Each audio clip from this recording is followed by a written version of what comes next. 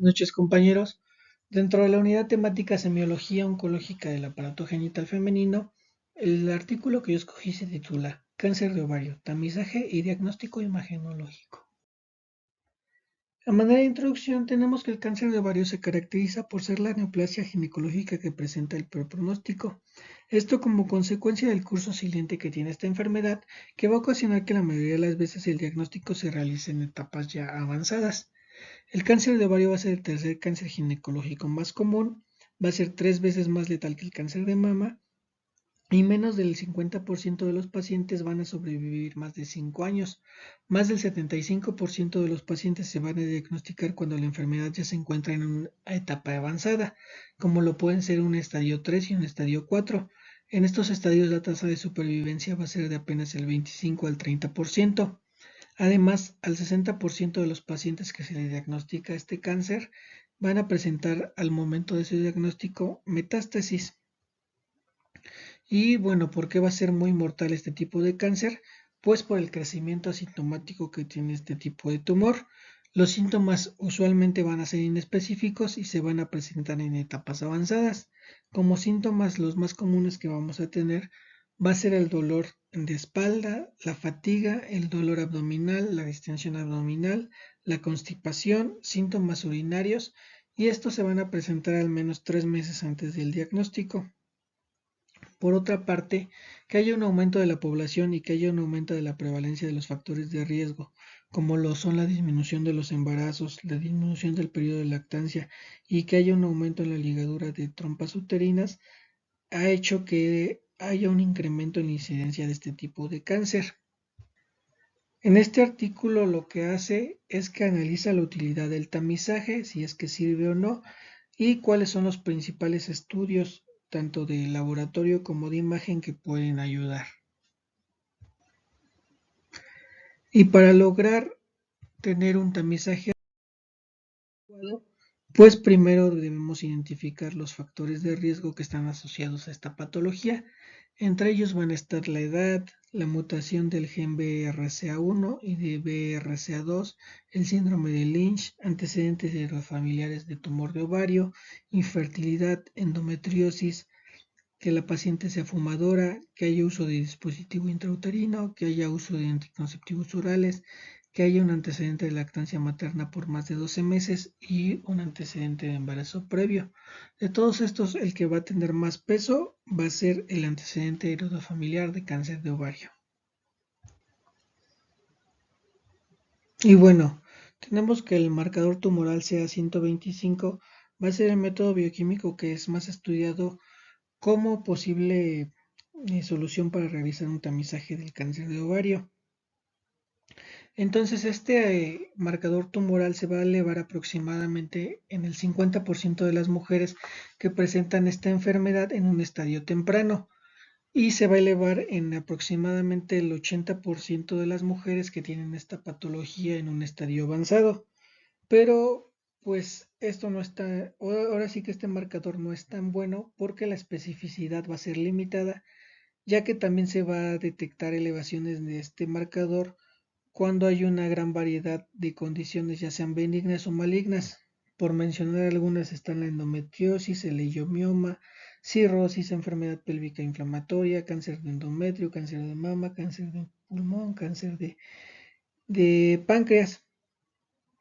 Entonces, pues esto se traduce en que carece de especificidad. También se ha desarrollado un índice de síntomas de cáncer de ovario y este se ha propuesto para realizar un tamizaje. Este índice se va a considerar positivo en mujeres que presentan dolor pélvico o abdominal, distensión, aumento de circunferencia abdominal, dificultad para comer, saciedad temprana, y esto debe ocurrir más de 12 veces en un mes y con la sintomatología presente por un mínimo de un año.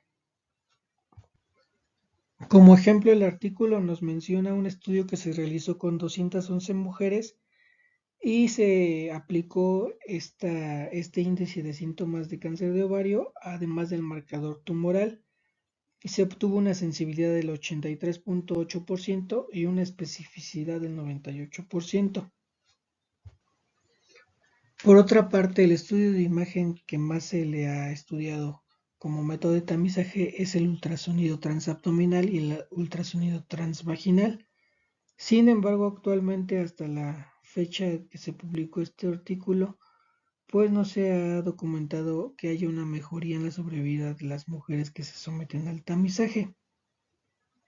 Entonces se podría decir que en términos generales, pues el tamizaje para cáncer de ovario no se recomienda para mujeres posmenopáusicas o premenopáusicas que no tengan antecedentes familiares de cáncer de ovario.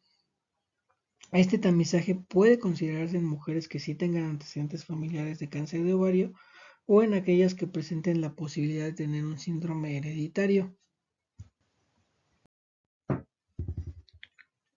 El ultrasonido se va a encontrar dentro de los estudios de primera línea para la evaluación de masas en el ovario.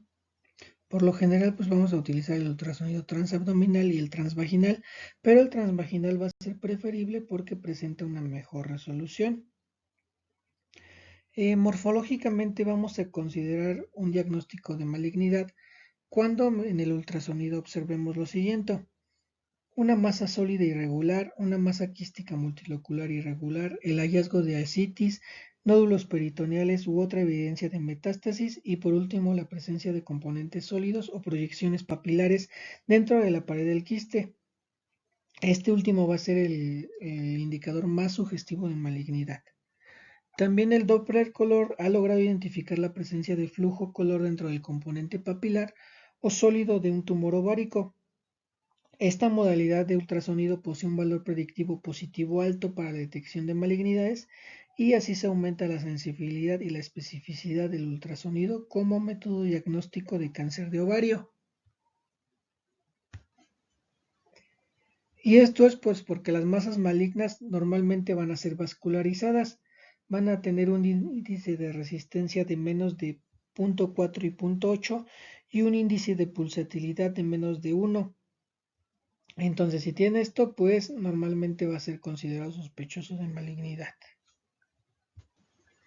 Y bueno, pues esto siempre lo debe realizar un experto porque sabemos que el ultrasonido es un estudio dependiente del operador, pero pues para como evitar estos sesgos, la IOTA hizo unas reglas para describir las características de las masas, ya sea para clasificarlas como malignas o como benignas.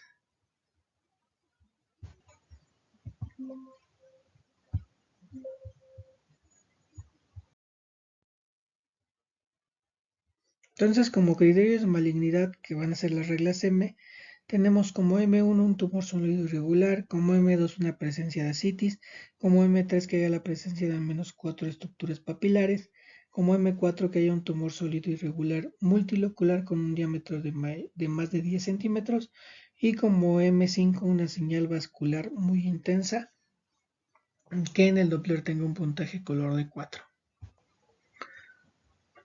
En resumen, se dice que pues el ultrasonido corresponde al método de imagen de elección para el abordaje inicial de una paciente que presenta una masa anexial. Esto pues gracias a su bajo costo, a que es muy accesible y a que es sensible. La tomografía computarizada va a ser el método de elección para estudiar el cáncer de ovario. Este estudio va a tener una precisión superior al 90%. Además, la tomografía que se le agrega contraste oral va a ser el estudio de elección para la evaluación prequirúrgica del cáncer de ovario.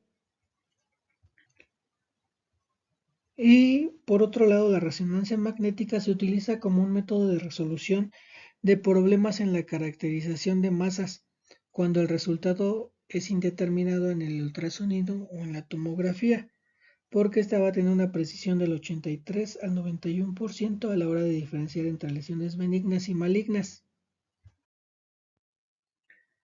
Y bueno, como conclusión el artículo nos dice que, pues si bien la medicina ha logrado avanzar de forma importante en las últimas décadas, pues la respuesta de la medicina contra el cáncer de ovario, pues no ha mejorado la sobrevida de manera significativa. Es por ello que se busca hacer un diagnóstico temprano de esta enfermedad para que esto cambie totalmente el curso que va a tener esta enfermedad. En la actualidad hay muchas investigaciones que buscan elaborar un tamizaje que sea efectivo, además de que utilice las diversas técnicas de imagen y que estas estén siendo también más específicas y que se mejoren. Todo esto pues para realizar un diagnóstico precoz. Pero sin embargo, actualmente no se recomienda un tamizaje universal, ya que no hay estudios que demuestren que hay una mejoría significativa en la sobrevida. El tamizaje únicamente se va a recomendar en mujeres que tengan antecedentes familiares de cáncer de ovario y en aquellas que tengan una posibilidad de padecer síndromes hereditarios. Y bueno, si tienen esto último, pues es importante que se refiera también la paciente para consejo genético. Entonces, se podría decir que la piedra angular que se busca hacer eh, para un tamizaje va a ser la combinación de ultrasonido transvaginal con la medición sérica de los niveles de CA-125. Y bueno, compañeros, básicamente de esto trata el artículo. A continuación les dejo el link para que lo consulten más a detalle.